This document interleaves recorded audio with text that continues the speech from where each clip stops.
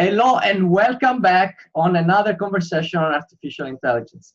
Today, Paolo, your host, is guesting Sid Mohasseb, who is a great entrepreneur, successful businessman, and a person from which we learn a lot today.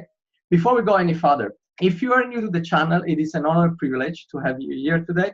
If you're coming back, thank you so much for putting your trust on us. Why the today episode is very interesting?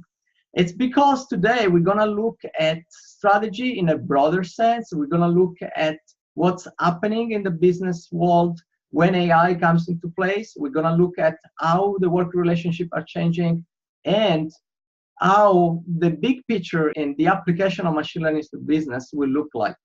With that said, hello, Sid, how are you today? I am excellent, and how are you? I am very good. And hello to your audience. Thanks.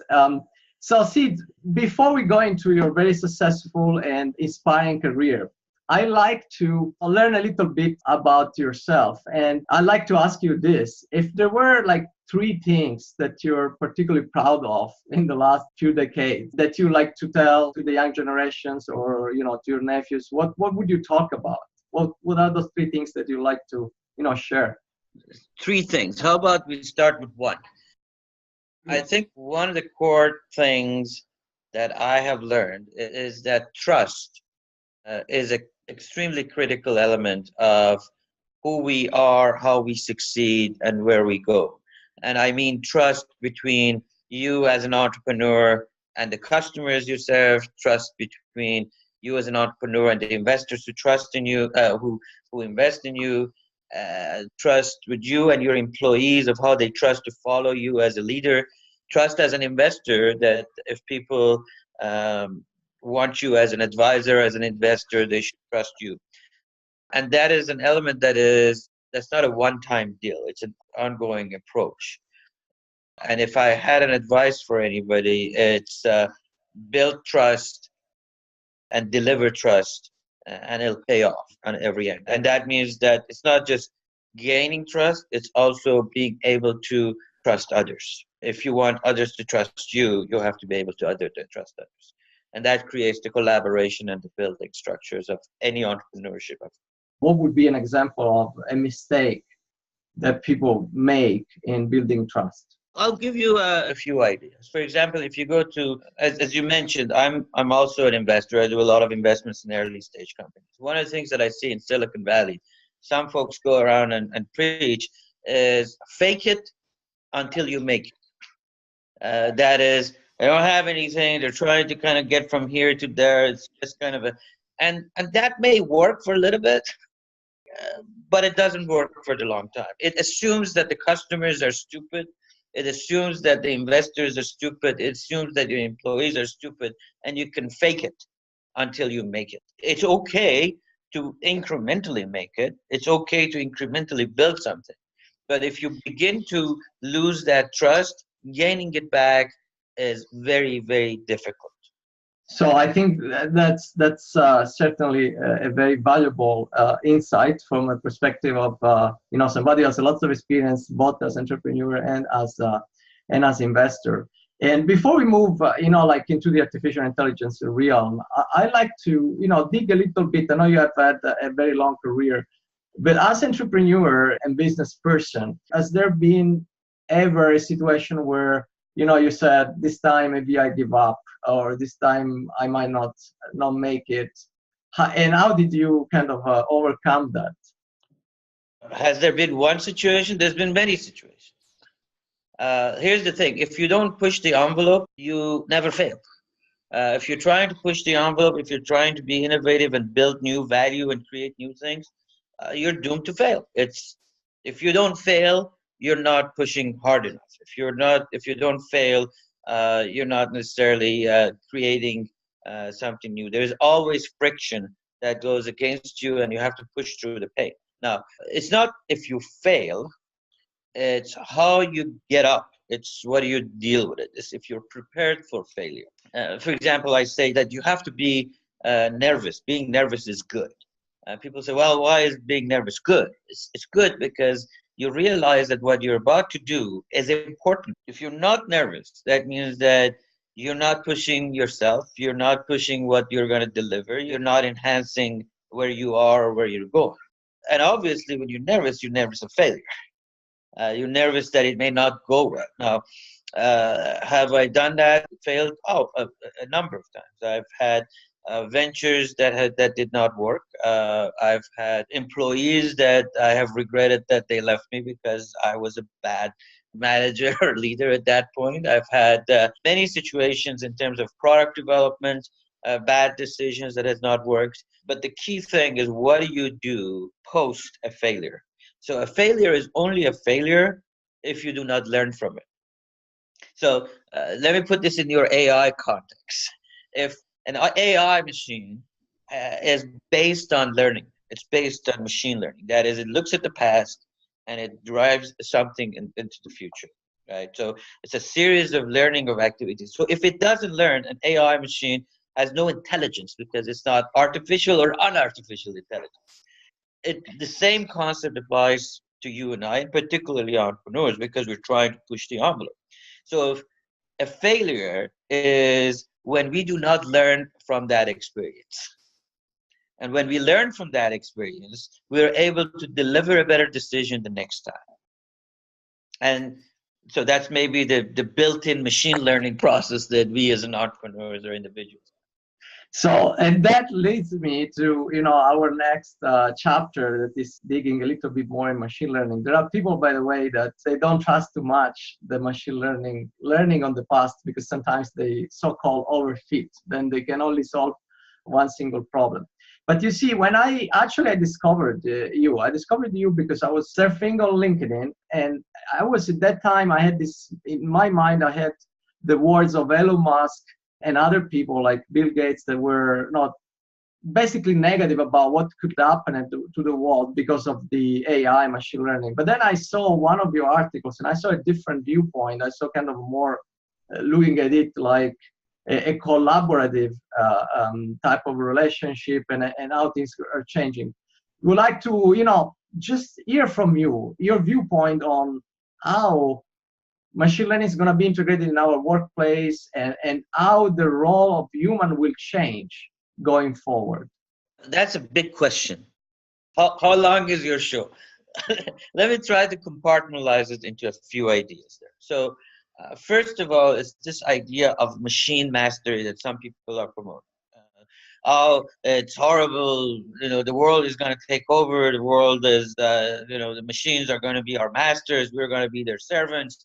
And then what's going to happen? There are ethical questions. If the machines are better than us, they're more intelligent. Should they get paid more? Should they get insurance? Should they get married? Should they have inheritance? I mean, there's like lots of ethical questions that comes up. And if they're better than us, then they are the masters and we are the servants.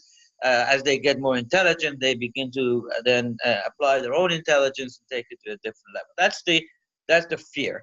I guess you could have said the same thing of don't even invent a knife, because the knife could kill a lot of people, and why should you have it? And by the way, then you're going to lose the sharpness in your teeth, therefore let's not do it. So if you look at an invention or a push in an evolution of some sort of capabilities, there's always a danger. When we focus on the dangers, we are discounting the faith in humanity. That is, people, would something go wrong? Absolutely. Are there hackers? Absolutely. Are they using our information? Absolutely. Are they going to be using AI vulnerabilities? You're driving an autonomous car, sitting in the car. Can somebody hack into it? Absolutely. So are there fears to be considered? Yes. But the opposite side of it is this, what I call a partnership with the machine. I believe that there is a tremendous opportunity ahead of us. This is a unique time for our race as humans. This is when our capabilities of mental processing, of data capture, data processing, of the things that happens routinely can now be delegated to machines. Let them learn what we know. Let the process, yes, it is compartmentalized. They're not necessarily a bigger collection of things that we're not able to deal with. let the machine take away the taxing work of our brain trying to get more insight. Because with thousands of virtual machines, hundreds of processing instances, many ways of changing the frame of reference of looking at the data, a lot more insight and intelligence can be discovered than we could do in a very rapid manner. If then that can fuel our creativity and our innovation, we have now been empowered to create something, a world that we have never been able to do because of our limitation of being able to consume things. It's like every man or a woman has thousands of brains processing information and feeding. I think that's a pretty cool idea. I think that's something to be excited about. Now, where does that go in terms of, is it 2 months from now or 2 years from now? Or 20 years from now? That is kind of up to us of how fast do we do things. You and I mentioned when before the session around the differences like in China and US. So if you are looking at AI machines or machine learning as a foundation in using data to learn.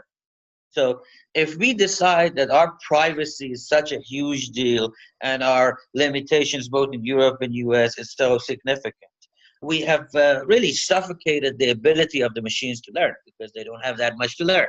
We confine the data from anywhere from IoT signals that may come from objects expressing themselves to individuals to all sorts of different things. If we contain those, then we have limited the ability to learn. In other side, in China, they're using massive amounts of data of millions of people all the time from every source possible. And these machines are learning. So there's going to be at some point that those machines are learning faster and more than our machine. Doesn't matter how excited or great or good technology we have. It's just a matter of building a building. When you build a building, you need material. You need concrete. You need iron rods. When you build an AI machine, you need data. Without the data, it's very hard. So there are fundamental decisions that is going to impact the value that AI or machine learning and all the different, I mean, we have this AI as an umbrella, but it's really supervised, unsupervised, all sorts of different machine learning capabilities. You could bring IoT and Internet of Things under that umbrella. You could bring cognitive under that umbrella. It's basically the ability to learn and apply. Now, there are some things that are questionable in this process. One is this idea of eliminating bias. That is, if we're learning from the past, you and I as humans have some biases that in our decisions, in the way that the data was generated and decisions were made, our biases were included in those decisions. So the question becomes, should those biases be there moving forward? Or should we create, and there are companies that are doing that, they're trying to identify the biases and eliminate the biases. Now, that is an unhuman behavior. That means now everything would be 50-50. Everything is without bias attached to it. That's more of a machine binary process. Now, is that a good thing? Or is that a bad thing? How would that affect the relationships between people? How would that affect the outcomes of the decisions that the machines may make for us?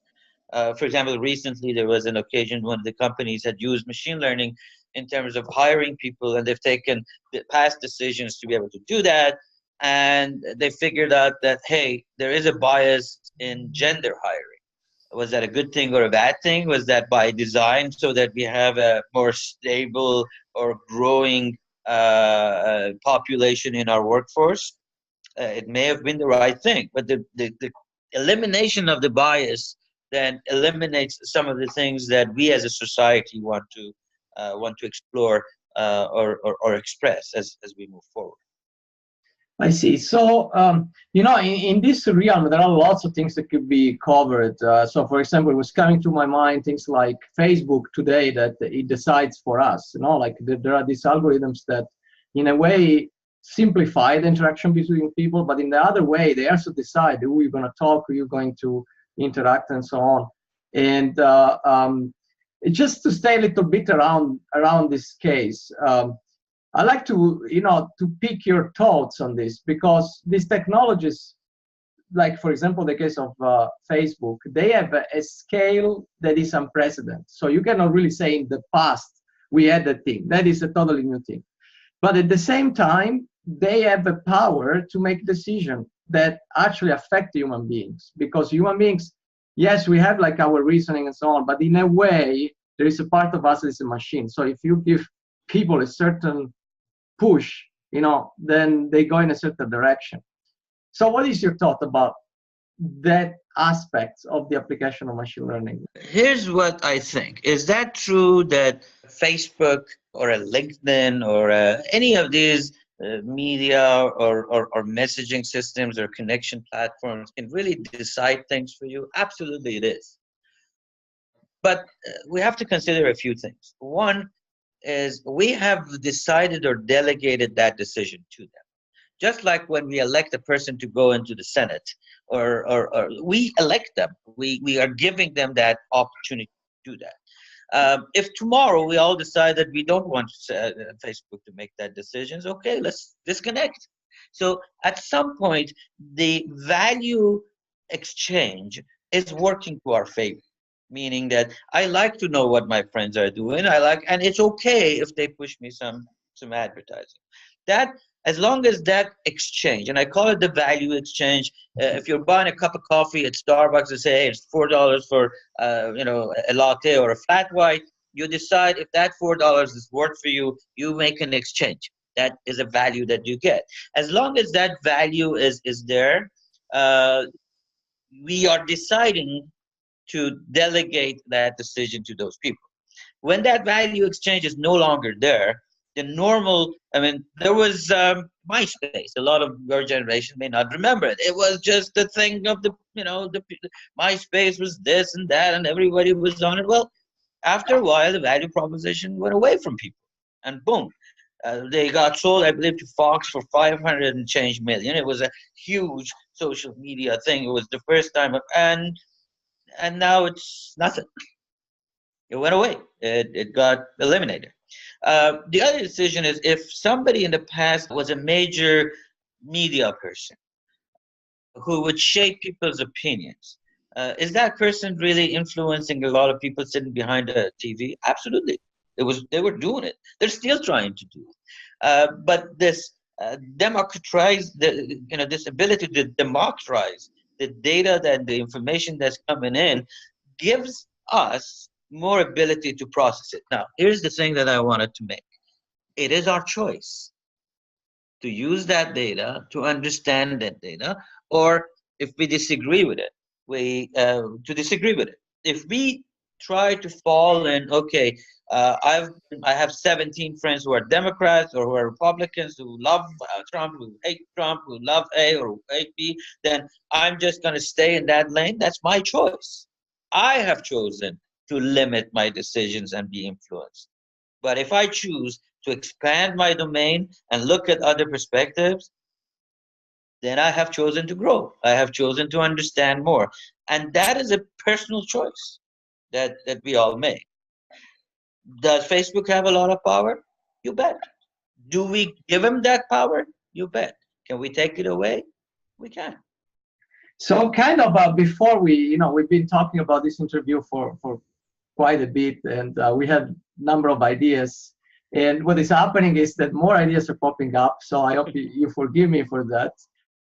And the new idea popped up while we were talking. And it is, like, we talked about this thing about Facebook, how it's affecting, and you're saying ultimately it's the exchange of value that matters, and ultimately is the decision that people make that matters.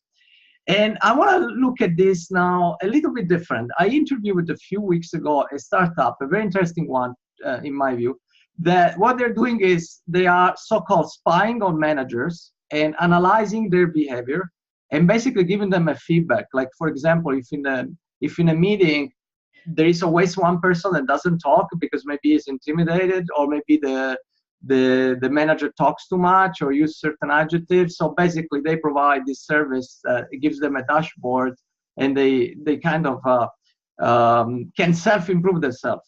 in a way.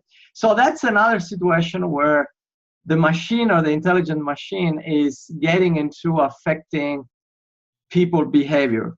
Now, without asking a leading question, I'd like to just ask you like your opinion. What do you think, and where do you see this type of things going in the workplace? Do you think they're gonna saturate, like it's the beginning of a new technology and all these fancy ideas are coming there, or do you think they really will have a place in the workplace? They will have a place if people choose to have them have a place.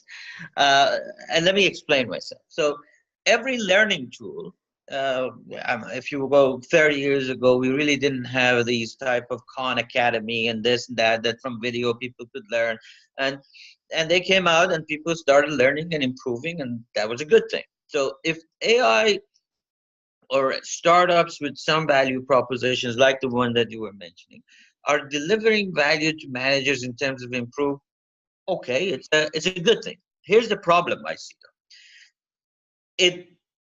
The success of every leader is in his or her ability to be unique in their position. That is, there are no two different people. I call it the operating system or the philosophy of every entrepreneur or a leader.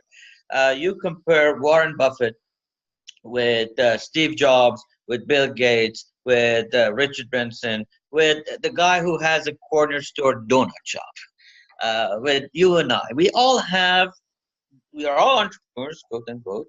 We have different levels of successes. Some of them are all pretty successful, the names that I mentioned, but they are entirely different. So if you examine them, the way they make decisions, their priorities. So if we make cookie cutter managers and say, here's the 7 things, you use the word please as opposed to may I. Okay, so now you have a system that has learned from this guy and is trying to make copies of that.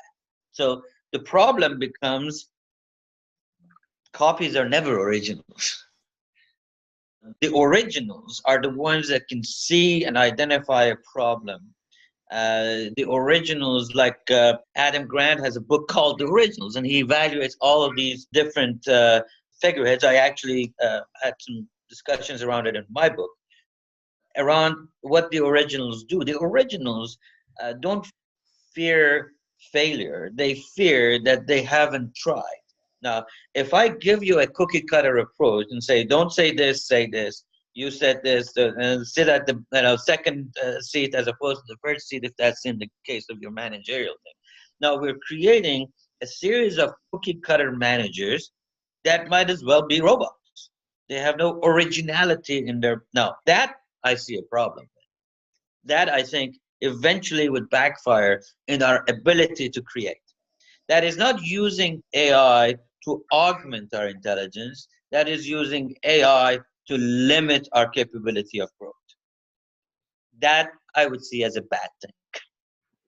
I would say just for this startup, I might not have expressed all the service that they're doing, because obviously they're catering to some kind of customers, which are the HR department and trying to solve a problem for the HR department and so on. Yeah. But I definitely can see your viewpoint, and again, there would be like tons of other questions that would come up, but I would like to take a slightly like a curve and starting from the managers, looking into the following thing. When we had the IT revolution and the internet revolution at the end of the 90s, beginning of the 2000s, the companies that became famous were not the Google of the world. There was American Online before, but I mean, the kind of company came up during Amazon came up during that era. But one thing that goes often unsaid is that the large part of the impact of the internet was in the existing companies, like the existing economy altogether migrated into the internet, and I guess presumably it did it in various stages, with certain function to do first and other came second. And I read sometime back in the past that part of the internet revolution in terms of US dollars was bigger than what was generated in Silicon Valley, but I cannot back up that number. So that leads me to look into these aspects. Now, we have a new technology that is changing, the way of doing business. And there are managers there that haven't necessarily been exposed to it, and they're the decision makers.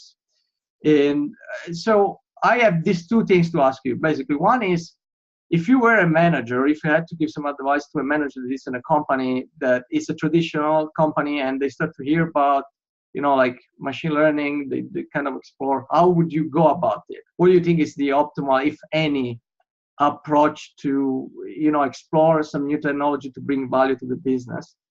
I think out there's going to be lots of managers that are hearing about artificial intelligence. They are also kind of the victims of all the vendors that go there that want to sell them something. On the other hand, they think of, like maybe some customized solution about what it means. And I just would like to pick your mind on this. Here's my thought. My thought is, let's begin with even going back a little bit further than the 2099, 2000 timeframe and the technology and the internet. When I started my career as a consultant, I joined a firm and they gave me a bunch of papers, this much paper, all filled with numbers and stuff. And I had a 12C calculator. And they asked me to do some analysis. It took me a few weeks to go through the numbers and write them down and punch them and blah, blah, blah. Now remember, there was no Lotus or Excel. There was no databases. It was very difficult to have access to mainframe computers. So I had to do that manually. That data was very big for me. And after 2 or 3 weeks, after I did all the work, the numbers didn't make any sense. So I had to go do it again. Now, if you take that and all the hoopla around, there's big data, guess what? It was big data for me 30 some odd years ago. Then we said, oh, let's see if we can access supply chain data. Well, that DBase2 or the Excel spreadsheet at that time was Lotus 123, couldn't handle it. So Oracles and Microsoft of the world started creating relational databases, and boom, now technology solved that problem of big data. Then again, we had unstructured data, and we had technology solve that data. Now natural language processing, virtual machines, Hadoops, all of that sort of stuff deals with all that. And then we have IoT that's coming with massive amounts of information. Imagine you're driving a car and every second it's collecting massive amount of intelligence or data, and multiply that now by the number of cars on the street. It's just mind-boggling from just one device, from one thing. But I am confident that technology would solve that problem. So if you look at that, the threat around it has always been around comprehension of data.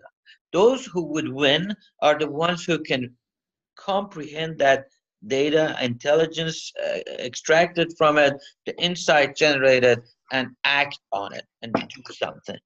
So my point in that is that if you look at the comprehension, it's the value that's really delivered if you are a manager or a leader in driving competitive advantage. Now, the same thing applies to these new things. First, we have to distinguish between the hoopla and the reality and the basics of business. The basics of business has been the same throughout the ages. Throughout the ages, the right value proposition, serving the clients, like this thing about customer service being, just it's like we discovered something new. Customer service has always been part of it. If you don't deliver the right product to the right customer, you don't need it. Yeah, some people may have had a monopoly. They've maybe abused their position. I have a drug that solves all, your cancer, and I'm going to sell this at $1 trillion. Yeah, that could happen. But at the end of the day, there has always been a relationship between the stakeholders of a company and the company. And the stakeholders could be the partners. If you don't treat your partners, supply chain partners, you don't give them enough of credit, you don't give them enough money, you don't give them enough margin, they're not going to like you. They don't want to help you. They don't want to be your partner, employees and others. So the point is that we have to be able to distinguish between the hoopla and the actual basics value proposition. So advice number one is trust your instincts as a manager with the basics of the business. That is You need intelligence. You need it fast. You need to have a service. You need to have an exchange of value, and if that exchange exists, then you're looking at the right technology. If that exchange doesn't exist, then you're not looking at the right technology. Now, here's the other thing. Because we are at the age or the stage that we are at now, there's a lot of experimentation required. Now, if we're a manager at a big company, we're trained to be confident. We're trained to be certain. So when we do a presentation for our leadership, we say, here's where we think our revenue is going to be X, Y, Z. Our number of sales will be, because the machinery expects us to be certain. However, the world is not certain. The world is filled with uncertainty and probability. So we're facing with a very uncertain world when we are expected to be certain as managers. Now, that is a little bit of a shift in perspective. That requires a different shift in their perspective, because all of these new technologies and so they have an element of uncertainty to it. They even are based on figuring out probabilities of activities and so forth. It's based on scoring an entity and saying, would Paolo buy this thing or not at a probability of X%? It would. That's what we're learning, the probability of events happening. So although in our day-to-day life as managers, as leaders, as parents, as students, wherever we are in the life, we are very comfortable with probability. When we want to go out and say, well, what's the probability of raining? We either take an umbrella or don't. When we go to work, we are not very comfortable with probability, because our leaders haven't been comfortable with probability, because the market isn't necessarily in tune with probability. But we are in an undeterministic, non-linear, chaotic world. That's the world we live in, and the interactions are all probabilistic. So first advice is focus on the basics, and if the value exchange is there.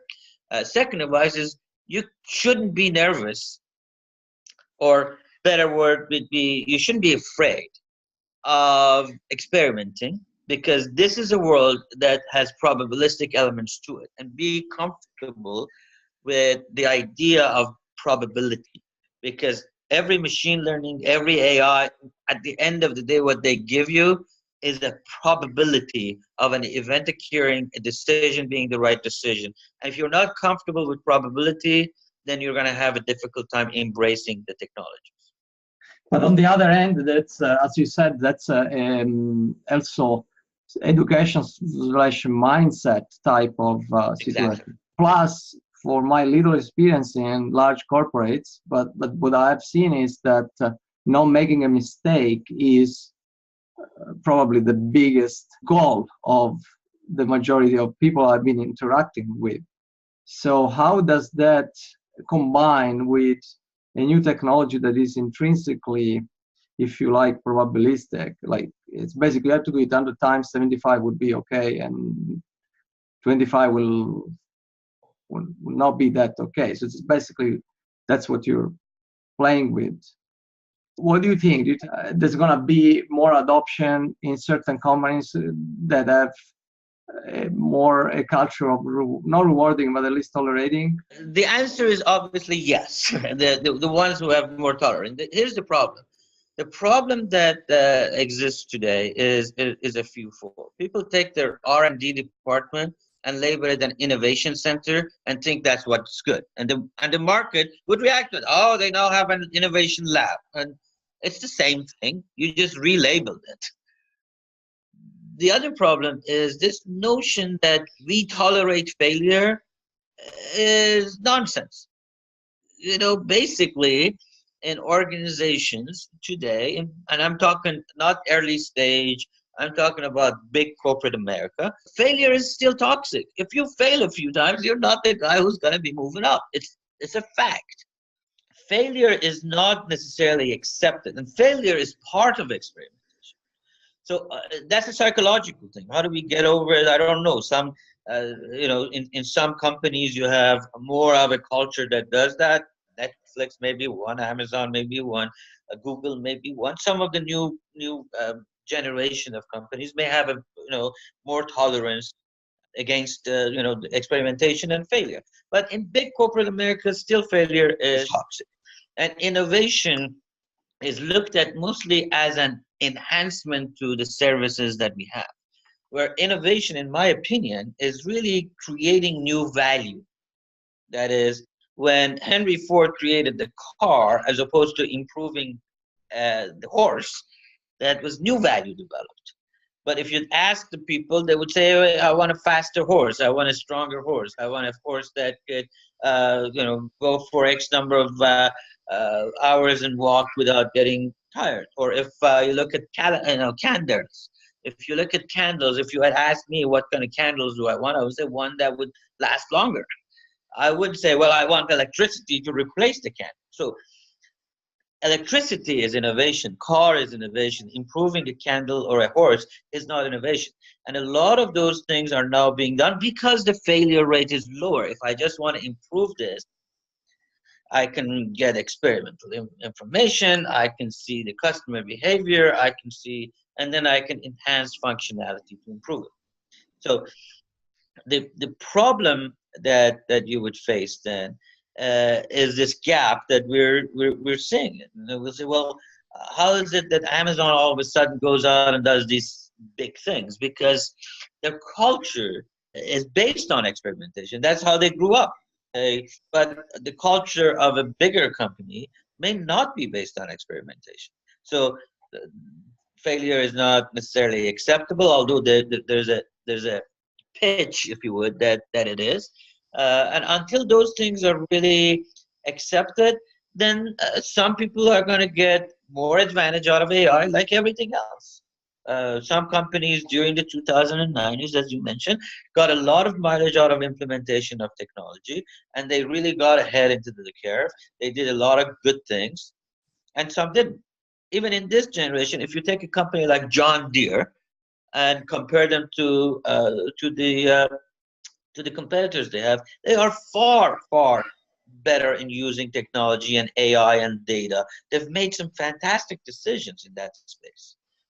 So are they better off? Absolutely. Are they an old company? You bet. They're not a new company. They didn't necessarily, they weren't VC backed. They weren't, The other thing that's important in this area is I read an article recently around Boeing, and their CIO, God bless his soul, is a very competent guy.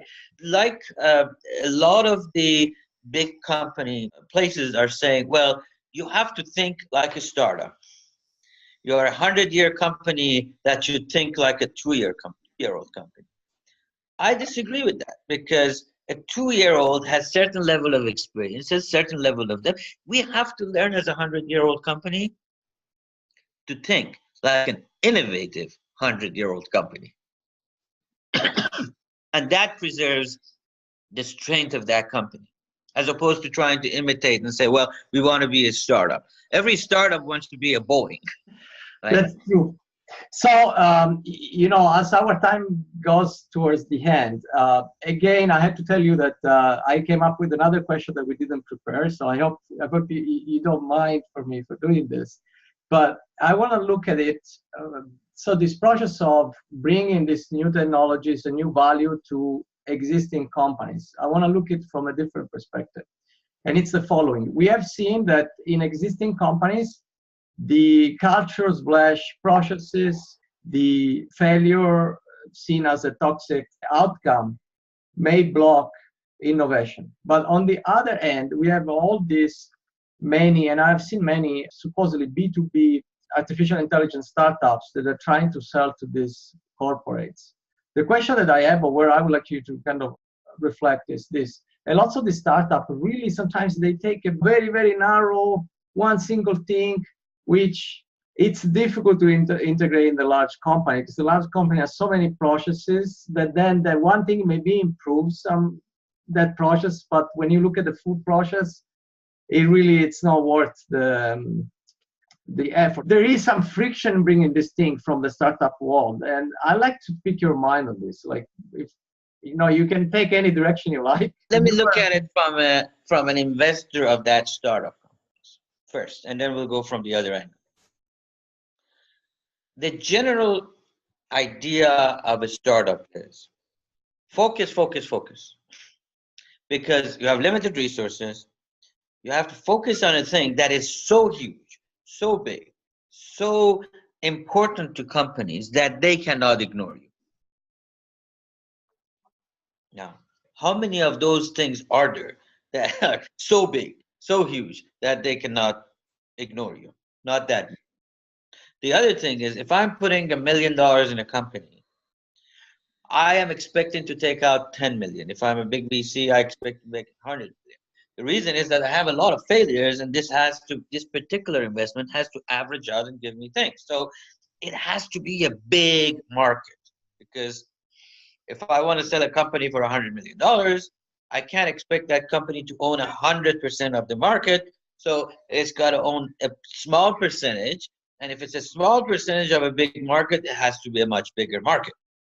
So startups look for things that are very focused, very narrow. They can be contained, they can be delivered, and have a big market. Particularly in the B2B, because I have to convince an organization as opposed to hundreds of people that may have that small Fitbit. If you are a person who likes running, okay, I can convince you to go run. You can put this thing on your hand. You don't need to go to a corporate board. You don't need to change your stuff. You don't need to convince all these people that work for you. Now, in an organization, a B2B, I have to, failure is toxic. So if I bring you in, I'm taking a risk as a startup. Why would I want to do that? I'd rather not do it. Let's say you convinced me. Now I have to go convince a bunch of people and take a risk on you that if this thing doesn't work, I won't get contaminated. So there's that inherent, unless the value proposition is so big, so huge, that it can immediately be seen. Again, the problem a lot of times is this idea of focus. What I say is, and I've given this advice to many entrepreneurs in the past, and I've told them that I'm wrong. It is not the idea is not focus. It's to focus on the right thing at the right time. So a lot of ventures, startups, they identify an area, everybody loves it, but then they fail to evolve it into the next big thing. They fail to evolve and incorporate the ideas of the market into that value proposition. That's when things fail. Because you're trying to say, I have this cup, I have built it, I identified that having a cup is important. Now, you don't need a cup. Now, I'm trying to sell you a cup. You don't need one. So that becomes a failure. Although having a cup may be very important when you're driving a vehicle and want to have a cup of coffee. But if I can't convince you of that, then I have to figure out a different way of doing it, right? Selling to the B2B is always different. Longer cycles, lots of efforts, relationship building. So you're looking at 9 to 18 months.